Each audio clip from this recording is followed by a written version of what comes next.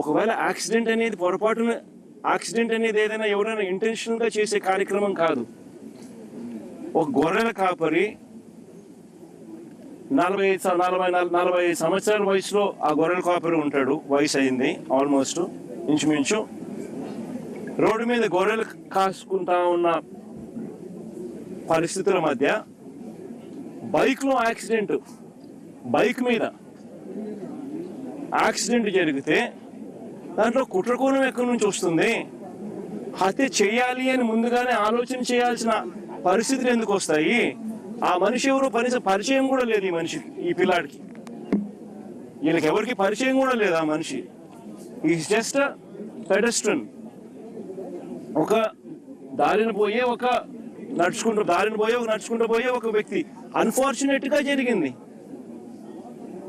చెయ్యాలనే ఉద్దేశం ఎవరికి ఉండదు. అలాంటి అన్ఫార్చునేట్ గా జరిగిన ఒక ఘటన పట్టుకుని ఈ పిల్లల కెరీర్ను నాశనం చేయాలని చెప్పి ఆలోచన చేయడం ఎంత మటుకు ధర్మం? ఇది కరెక్టేనా? జస్ట్ బికాస్ అప్పల్ రాజ్ అనే వ్యక్తి బీసీలలో ఒక మంచి నాయకుడు కాబట్టి, వైసీపీకి సంబంధించిన నాయకుడు కాబట్టి, వైఎస్ఆర్సీపీ పార్టీకి చెందిన వ్యక్తి కాబట్టి ఇది ధర్మమేనా అని అడుగుతా ఉన్నా.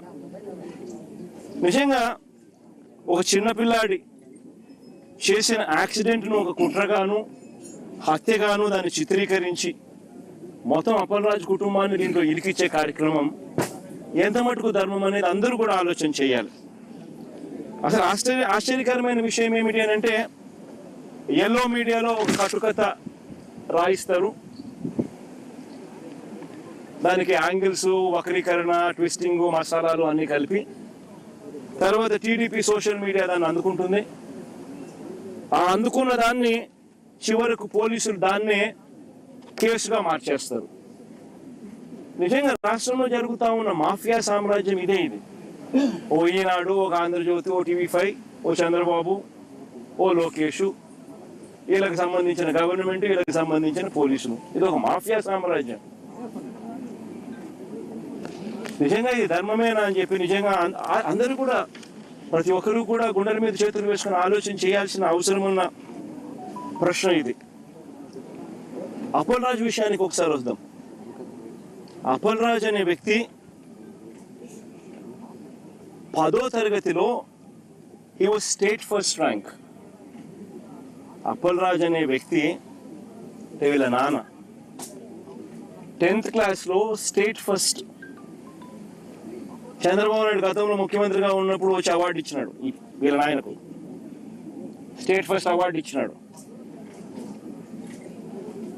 చదువుల్లో ఆ స్థాయికి పోయిన వ్యక్తి తన సొంత కష్టం మీద డాక్టర్ అయ్యాడు. లోకేష్ మాదిరి డొనేషన్ కట్టి స్టాన్ఫోర్డ్లో సీట్ తెచ్చుకోవాలా. సొంత కష్టం మీద కష్టపడి చదివి డాక్టర్ అయినాడు. డాక్టరే కాదు, MD కూడా చేశాడు. పోస్ట్ గ్రాడ్యుయేట్ కూడా, MD కూడా చదివినాడు. చదివి ఒక మంచి డాక్టర్గా పేరు తెచ్చుకున్నాడు. తర్వాత నేను వైఎస్ఆర్సీపీ తరఫున టికెట్ ఇస్తే ప్రజల ఆశీర్వాదాలతో ఎమ్మెల్యేగా అయ్యాడు. దాని తర్వాత మన పార్టీలో మంత్రిగా కూడా పనిచేశాడు. అంటే ఒక బీసీ నాయకుడు, ఒక అతి సామాన్యమైన కుటుంబం నుంచి వచ్చి కష్టపడి చదివి మంచి డాక్టర్గా పేరు తెచ్చుకొని ఒక ఎమ్మెల్యే అయి, ఒక మంత్రి అయి, ఒక బీసీ నాయకుడిగా తాను ఎదిగితే, అలాంటి మనిషిని ఫినిష్ చేయడం కోసం, క్యారెక్టర్ అసాసినేట్ చేయడం కోసం ఒక తప్పుడు కేసును, ఒక యాక్సిడెంట్ను ఒక కుట్రగాను, ఒక హత్యగాను దాన్ని వక్రీకరించి మలచి తన కెరియర్ను నాశనం చేయాలని, తన క్యారెక్టర్ను అసాసినేట్ చేయాలని, అప్పల్ రాజును నాశనం చేయాలి అని చెప్పి ఇంత దుర్మార్గపు ఆలోచన, ఆ దుర్మార్గపు ఆలోచన చేసే దాంట్లో కూడా కనీసం ఈ 18 ఏళ్ళ ఈ పిల్లోడు జీవితం నాశనం అవుతుందని కూడా కనీసం చంద్రబాబు నాయుడు ఆలోచన చేయడం లేదంటే నిజంగా అడుగుతా ఉన్నా. 80 ఏళ్ళ వయసు వస్తూ ఉంది చంద్రబాబు నాయుడు. మనిషి అన్నం తింటున్నాడా, గడ్డి తింటున్నాడా అని అడుగుతా ఉన్నా. దిస్ అబ్సల్యూట్లీ రాజకీయాలను ఒక నీచమైన స్టేట్లోకి తీసుకొని పోవడం ఇది. నేను అడుగుతా ఉన్నా, ఒక్కొక్కరికి ఒక్కొక్క న్యాయం ఉంటుందా అని చెప్పి. కొన్ని తెలుగుదేశం పార్టీకి సంబంధించిన వాళ్ళకి ఎక్కడికైనా వాళ్ళు ఎవరైనా యాక్సిడెంట్లు చేసినా, వాళ్ళ పిల్లలు కానీ వాళ్ళ బంధువులు కానీ ఎవరైనా యాక్సిడెంట్లు చేస్తే, లేదా వాళ్ళే యాక్సిడెంట్ చేస్తే, వాళ్ళ కారులో ఉండగానే యాక్సిడెంట్ జరిగితే మొత్తం కుటుంబాన్ని కూడా ఇదే మాదిరిగానే కేసులు కట్టి అరెస్టులు చేసి కుట్ర కోణము హత్య కోణం అని చెప్పి పెట్టే కార్యక్రమం జరుగుతుందా? చేస్తారా అని అడుగుతాను చంద్రబాబు నాయుడు గారిని. ఒక నిజంగా చేసేట్టుగా అయితే ఇచ్చాపురం టీడీపీ ఎమ్మెల్యే కారు ఢీకొని వృద్ధుడు మృతి. ఇచ్చాపురం ఎమ్మెల్యే స్వయంగా కారులో ఉండగానే కారు ఢీకొని వృద్ధుడు మృతి. ఇదే శ్రీకాకుళం జిల్లాలోనే నేను చెప్తా ఉన్నా, ఎక్కడికో బయటకు కూడా పోవడంలా.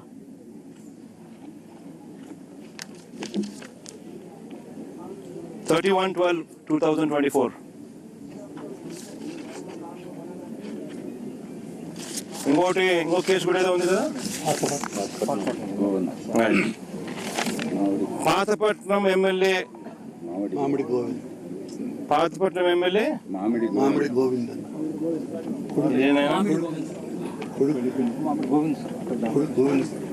ఇదేంది కొడుకును తప్పించి డ్రైవర్.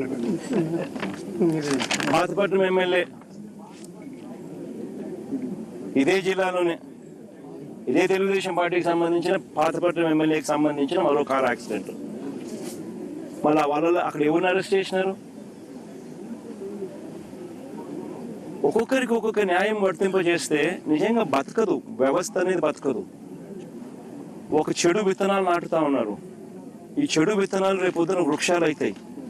మీరు ఏదైతే నాటుతా ఉన్నారో రేపొద్దున అది ఒక వృక్షమై మొత్తం సిస్టమ్ని నాశనం చేస్తుంది.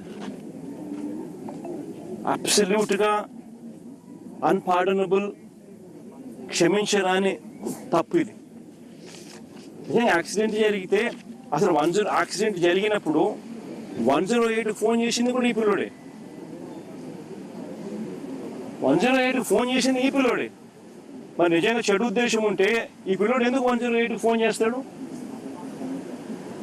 108కు ఈ పిల్లోడు ఫోన్ చేయడమే కాదు, సిపిఆర్ కూడా, అంటే వాళ్ళ నాన్న డాక్టర్ కాబట్టి ఈ పిల్లోడు కూడా చూసి సిపిఆర్ చేస్తే, అంటే చెస్ట్ సిపిఆర్ అంటే ఫుల్ చెస్ట్ హార్ట్ పంప్ చేసే సిపిఆర్ది వాళ్ళ ఆయన చేయడం చూసి ఆరాటపడి ఆ మనిషిని బతికించాలని చెప్పి సిపిఆర్ కూడా చేసినాడు అందరి ముందర.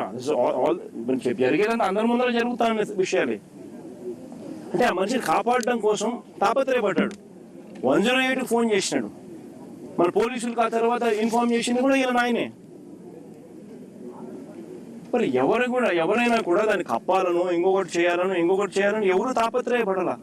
ఒక అన్ఫార్చునేట్ ఇన్సిడెంట్ జరిగింది. ఒక అన్ఫార్చునేట్ ఇన్సిడెంట్లో అందరూ కూడా కాపాడే ప్రయత్నమే చేస్తున్నారు తప్పనిచ్చి, దానికి బాధపడుతున్నారే తప్పనిచ్చి అయితే ఎవరు కూడా వాళ్ళ తప్పు లేదు. పాపం చేయగలిగింది ఏముంది? దాన్ని రాజకీయం చేయడం కోసం అని చెప్పి ఎంత దారుణంగా వీళ్ళు బిహేవ్ చేస్తూ ఉన్నారు అని అంటే